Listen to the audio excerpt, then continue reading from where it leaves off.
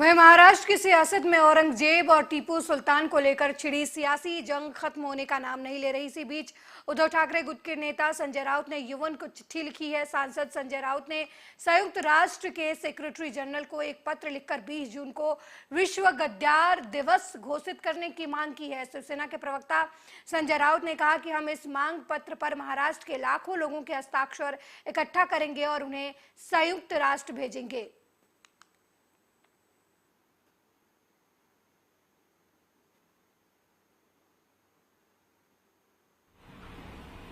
तो उनको स्मरण करने के लिए पूरे विश्व को ये गद्दार हो गए थे या गद्दार है, तो वर्ल्ड ट्रेटर डे, अंतर्राष्ट्रीय बेईमान दिवस, अंतर्राष्ट्रीय गद्दार दिवस, ये मनाने की इजाज़त होनी चाहिए। और इसलिए आप 20 जून आज का दिन है वो तय कर लीजिए कि ये गद्दार दिन है, ये वर्ल्ड ट्रेटर डे। विश्व के सबसे बड़ी गद्दारी आज के दिन महाराष्ट्र में हुई है, छत्रपति शिवाजी महाराज के महाराष्ट्र में। जिस तरह से एकनाथ शिंदे के नेतृत्व में 40 लोगों ने बेईमानी की, गद्दारी की, वो इतिहास जो है पूरा काला चिट्ठा आपके सामने है। उससे भयंकर बेईमानी इस देश में या विश्व में कभी नहीं हुई। जिस माँ ने आपको पाला बड़ा किया,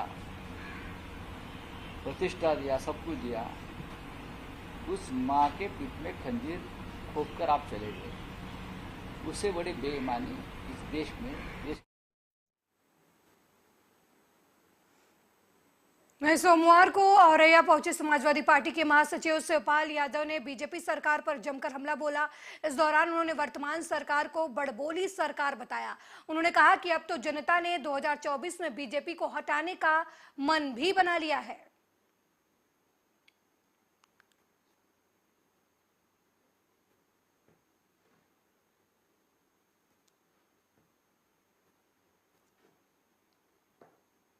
उनका कोई काम तो है नहीं, विभाग में कोई काम है नहीं, और ये पूरी सरकार, पूरे मंत्री विफल।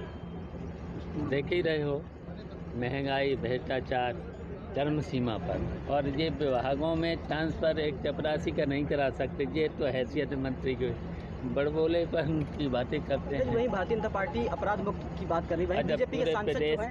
पूरे प्रदेश में बिजली का क्या हाल है, स्वास्थ्य सेवाएं का क्या हाल है, डॉक्टर नहीं, डॉक्टर है तो दवाएं नहीं, तो बुरा हाल है सरकार का।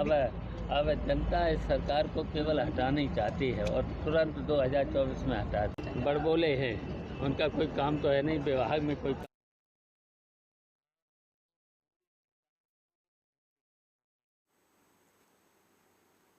वहीं बीजेपी प्रवक्ता शहजाद पूनेवाला ने बिहार में चल रही खींचतान पर प्रतिक्रिया दी है। आप भी सुने उन्होंने क्या कुछ कहा।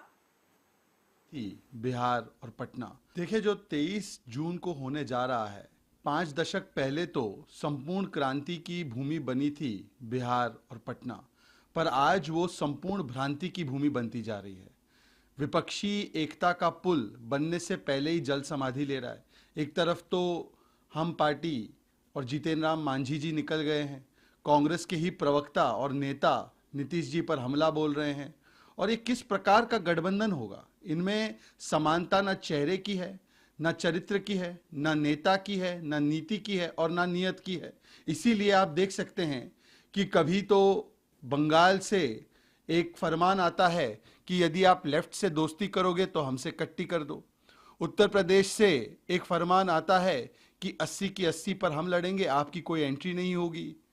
कोई और फरमान देता है कि आम आदमी पार्टी के साथ गठबंधन नहीं होना चाहिए। आम आदमी पार्टी कहती है पंजाब और दिल्ली हमारे लिए छोड़ दो। राजस्थान में आम आदमी पार्टी को काले झंडे आप दिखाते हैं, और राजस्थान के मंत्री केजरीवाल जी पर 50 करोड़ के शीश महल पर सवाल उठाते हैं। केजरीवाल जी राजस्थान की सरकार को भ्रष्ट और ना जाने किस प्रकार की गालियां देकर आते हैं। तो इनमें ना कोई मिशन है, ना विजन है, केवल अपने अपने करप्शन को बचाने के लिए एम्बिशन ऑफ पोजीशन को साधने के लिए, मोदी के खिलाफ ऑब्सेशन को जगाने के लिए और देश का डिवीजन और बंटवारा करने के लिए एक साथ आए हैं। इसीलिए ना कोई चेहरा है, ना चरित्र है, ना कोई नीति है, ना कोई नेता है।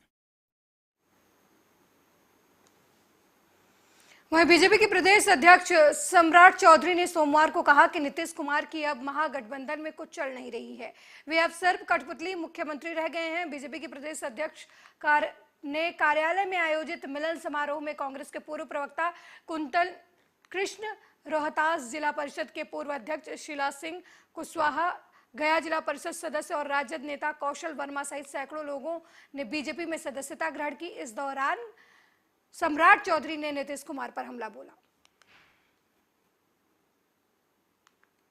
स्पष्ट तौर पर बताना चाहता हूं कि भारतीय जनता पार्टी दिन प्रतिदिन इतनी मजबूत हो रही है आप लोगों के सहयोग से कि 2024 में नरेंद्र मोदी जी के नेतृत्व में ये जो महागठबंधन ठगबंधन के लोग हैं, इनको पूरी तरह बिहार की जनता साफ करने का काम करेगी। और साथ ही साथ बिहार में लोकतंत्र स्थापित हो। जिस तरह कल कांग्रेस के अध्यक्ष ने कहा कि कैबिनेट का एक्सपेंशन होगा, इसका मतलब है कि मुख्यमंत्री जी का कुछ अब महागठबंधन में नहीं चल रहा है। और मैं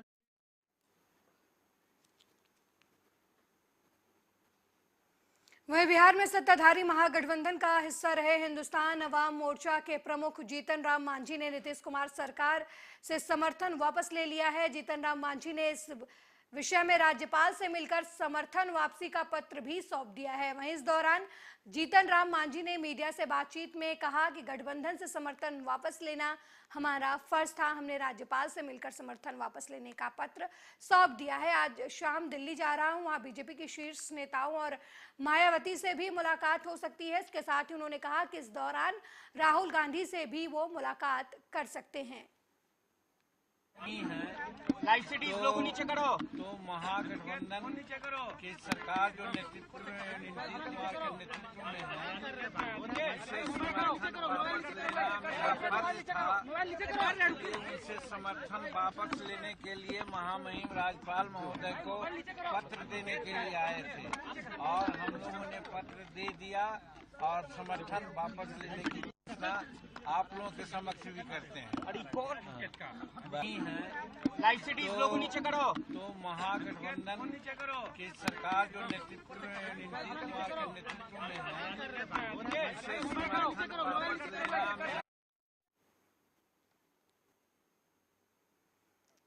वहीं कांग्रेस प्रवक्ता सुप्रिया श्रीनेत का पीएम मोदी पर वार पलटवार लगातार जारी है। हाल ही में कांग्रेस प्रवक्ता ने पीएम मोदी को एक बार फिर से घेरा है।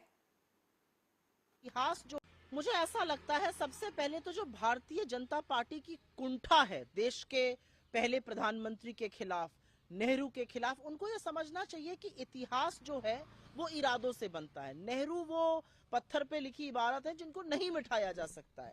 आप बार बार नेहरू को मिटाने का जब प्रयास करते हैं तो आप और बौने नजर आते हैं। आप नेहरू को मिटाइएगा। कौन है नेहरू? वो नेहरू जो 200 साल की ब्रिटिश हुकूमत के बाद आपकी तरह रोना नहीं रोते थे और जिन्होंने IIT, एम्स, बार्क, इसरो जैसे संस्थान खड़े कर दिए, भाखड़ा नंगल जैसे डैम बनाए, सपना दिखाया इस देश को कि आप हौसला रख सकते हैं विश्व में एक शक्ति होने का। वो नेहरू जिसने अमेरिका और रूस की आंख में आंख डालने के बावजूद भी इस देश का रास्ता खुद तय होगा ये तय किया। वो नेहरू जो कहते थे कि मैं प्रधानमंत्री नहीं आपका सेवक हूं। वो नेहरू जो आइंस्टाइन से और एक वहीं पश्चिम बंगाल में सियासी मनमुटाव अब खूनी हिंसा का रूप ले चुका है। पंचायत चुनाव से पहले वहां बदले की जबरदस्त राजनीति हो रही है। सियासी पार्टियों के कार्यकर्ता एक दूसरे के कट्टर दुश्मन बने हुए हैं। यही वजह है कि पंचायत चुनाव भी हिंसा वाली सियासत की गवाह बन गई है। विस्थापित लोग हैं, अपने घर में नहीं, नॉमिनेशन दाखिल करने के साथ ही बहुत सारे जगह में, स्पेशली बासंती, मोगराहाट, कैनिंग, जहां तृणमूल कांग्रेस की गुंडागर्दी चलती है, वहां पे हमारे कार्यकर्ता के ऊपर गुंडागर्दी चल रहा है। ये सारे जो लोग हैं, हम सिर्फ 21 को यहाँ तक ले पाए, बाकी हमारे 12वीं ऑफिस में वहां पे रह रहे हैं। ये विस्थापित लोग हैं, अपने घर में नहीं रह सकते, उनके ऊपर TMC का जुर्म चल रहा है। इनको थ्रेटन किया जा रहा है कि आप नॉमिनेशन विथड्रॉ करे, नहीं तो आप जब भी अपने घर में पहुंचेंगे आपको मर्डर किया जाएगा।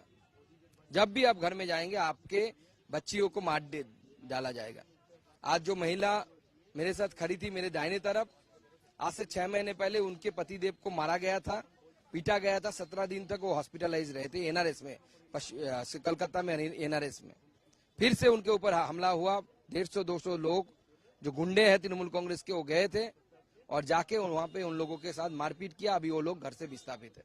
अभी आप लोगों ने मुलाकात किया राज्यपाल जी से, उन्होंने क्या कहा, शिकायत की गई, क्या उन्होंने सबका बात सुना और उन्होंने बोला है कि सबका बात मैं लिखित में पढ़ना चाहता हूं, इसलिए अभी उन्होंने व्यवस्था किया है। सारे लोग आप यहां से बात करने के बाद अंदर जाएंगे और हर एक इंडिविजुअली गवर्नर साहब को अपने ऊपर आप बीती जो बीती है वो लिख के देंगे।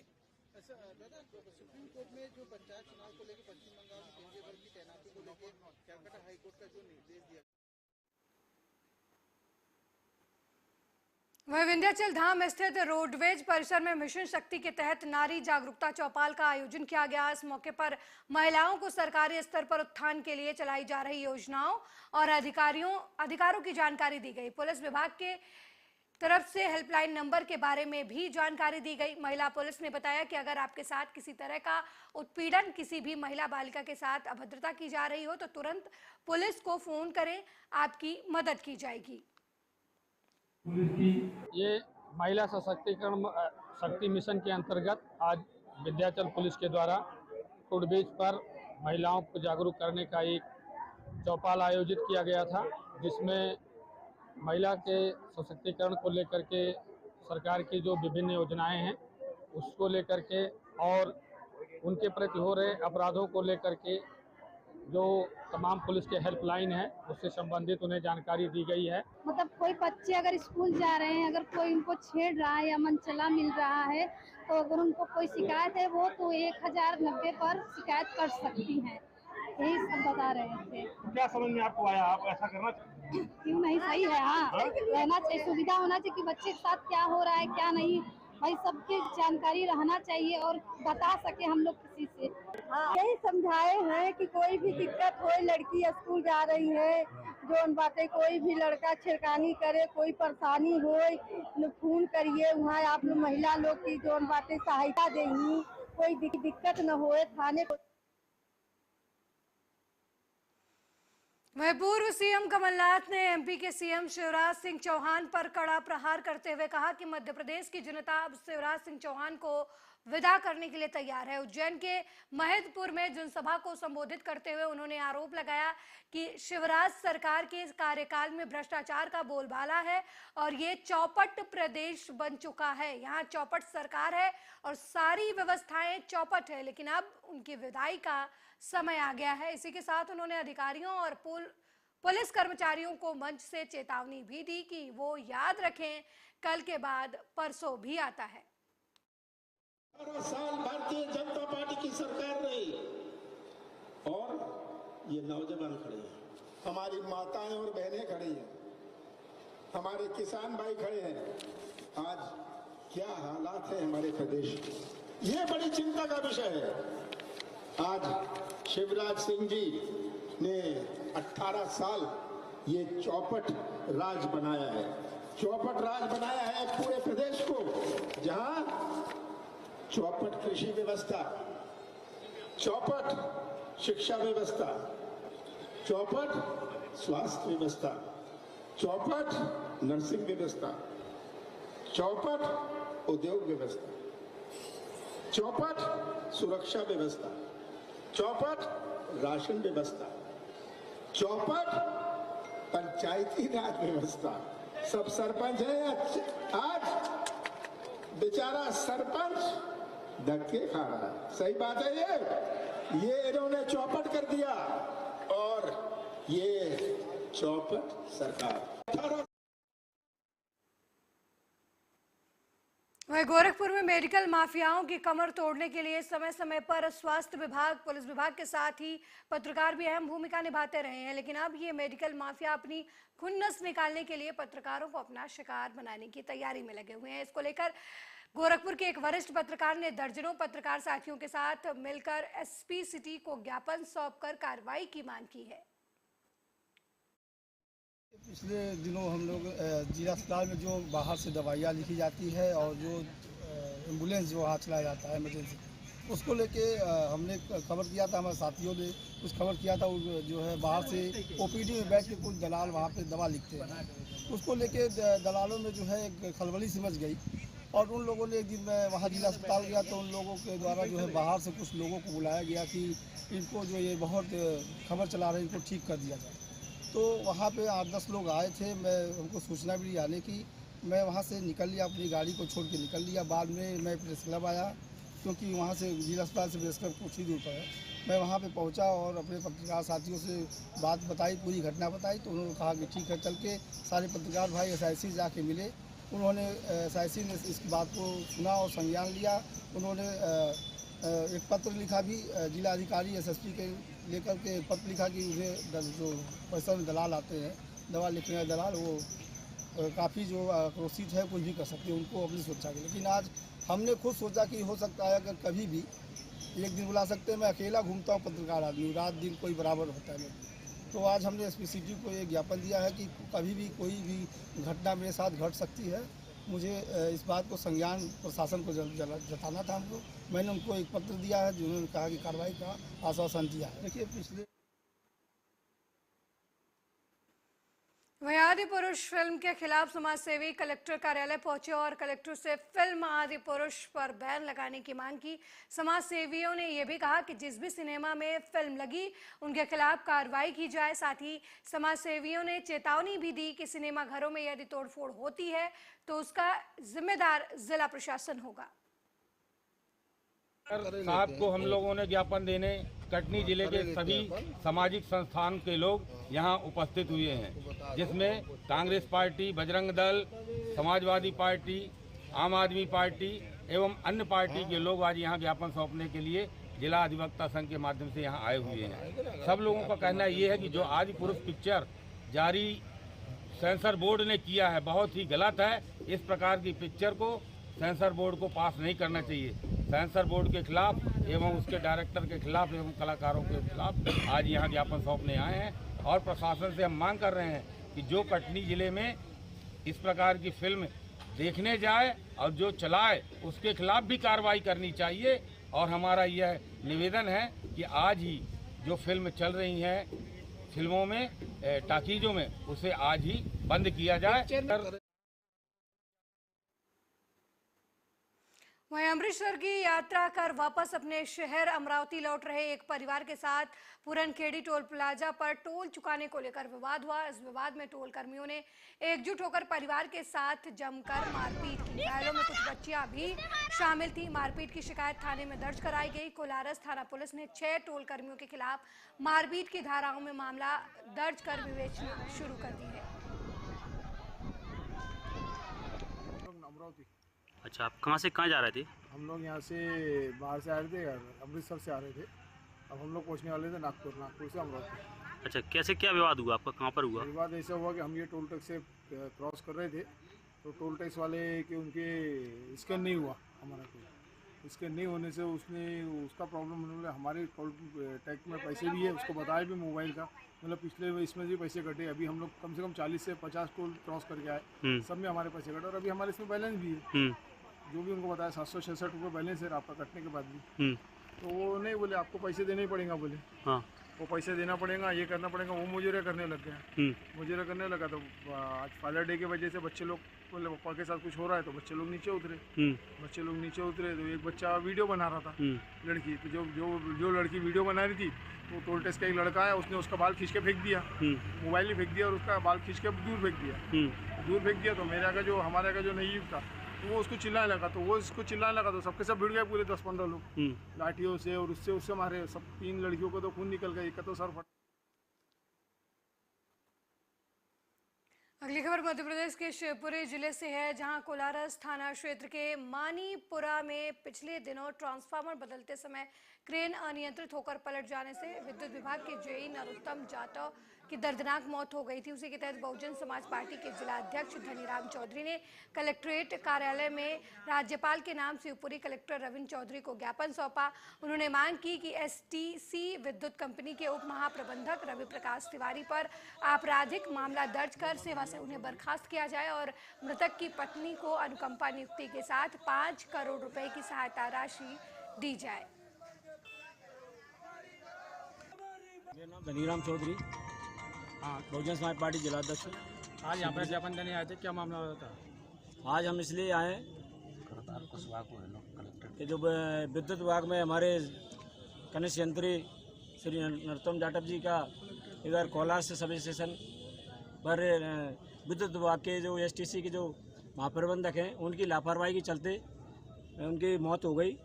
और क्रेन जो वजन जो उठाती है उसकी क्षमता से ज़्यादा उसमें ट्रांसफार्मर में वजन था और जो क्रेन का जो उठाने का जो क्षमता नहीं थी। और एसटीसी के जो महाप्रबंधक रवि तिवारी जी हैं उनकी गैरमौजूदगी में जो उसको ट्रांसफार्मर को लदवाया गया और वो क्रेन वहाँ से पलट गई और हमारे कनिष्ठ यंत्री की दर्दनाक मौत हो गई। मासूम छोटे छोटे बच्चे हैं, इसलिए हमारी बहुजन समाज पार्टी की ओर से पीड़ित परिवार को 5 करोड़ रुपए की सहायता राशि दी जाए और नरोत्तम जाटव की पत्नी को तत्काल नौकरी दी जाए। वह बिजनौर में तूफान का असर देखने को मिल रहा है। तूफान की वजह से कई पेड़ और बिजली के खंभे गिर गए हैं, जिसकी वजह से सड़कों पर लंबा जाम लग गया है। वहीं पेड़ की चपेट में आने से एक युवक घायल भी हो गया है। तूफान की वजह से कई बिजली के खंभे भी गिर गए हैं। तस्वीरों में आप देख सकते हैं कि किस तरीके का भयंकर तूफान आया हुआ है। पेड़ गिरते हुए नजर आ रहे हैं बिजली के तारों पर और सब कुछ अस्त व्यस्त नजर आ रहा है।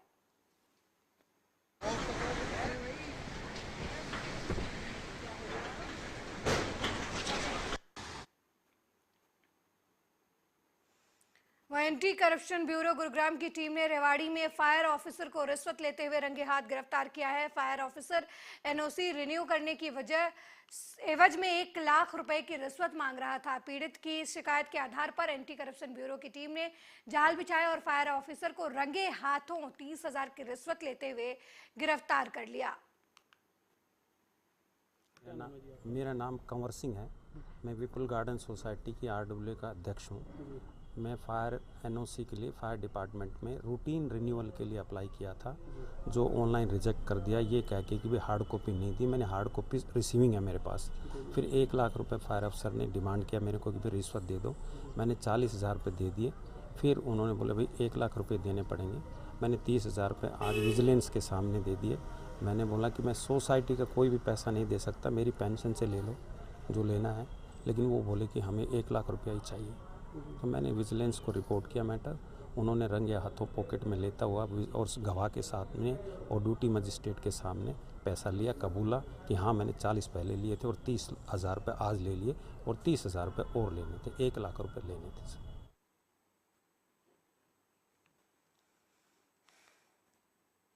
मेरे साथ इस बुलेटिन में फिलहाल इतना ही। देश दुनिया की तमाम खबरों को देखने के लिए देखते रहिए आर्या न्यूज़। नमस्कार।